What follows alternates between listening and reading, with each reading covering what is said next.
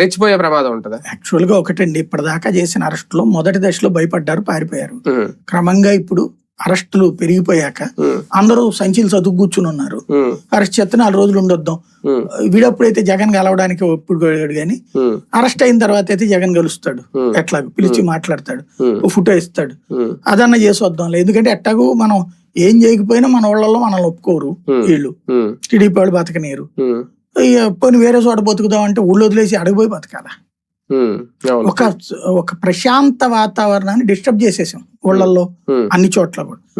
తప్పుడుగా చేసేదాన్ని సమర్థించుకుంటూ వస్తున్నాం కాబట్టి ఇక పెరుగుతుందే గానీ తగ్గదు. వైసీపీలో లిక్కర్ స్కామ్ లో చెవిరెడ్డి భాస్కర్ రెడ్డి, అలాగే కల్తీ నెయ్యికి సంబంధించి వైవి సుబ్బారెడ్డి, అంటే చెవిరెడ్డి భాస్కర్ రెడ్డి గారు ఆల్రెడీ జైల్లో ఉన్నారనుకోండి, ఆయన ఓపెనింగ్ ఏదో లేక కూడా రాశారు. అంటే ఆ ఇద్దరు టార్గెట్ గా రేపొద్దున ఇంకా త్వరలో వైవి కూడా అరెస్ట్ అవ్వబోతున్నారు అనేది ఒక ప్రచారం. ఆ టార్గెట్ గా నడుస్తుందా రాజకీయం? బేసిక్ గా ఈ రాష్ట్ర పోలీసులతో అయితే వేసి పడేసేవాళ్ళు, అలా బిగిన్ చేసిన దాన్నే కదా సుప్రీంకోర్టు ఆపేసింది. అప్పుడైతే అవసరమైతే జగన్ కూడా పెట్టుండేవాళ్ళేమో, పెట్టేసి ఆ విధంగా ప్రపంచానికి చూపెట్టే ప్రయత్నం చేశారు. సుప్రీంకోర్టే ఆపింది దాంట్లో. ఇప్పుడు సుప్రీంకోర్టు సిట్టు అప్పన్న దగ్గరే ఏం సమాచారం లేదు. బేసిక్ గా ఏంటంటే అప్పన్న ఎవరు డబ్బులు సంపాదించాడు, ఆ డబ్బులు తీసుకొచ్చి వైవి సుబ్బారెడ్డికి ఇచ్చానని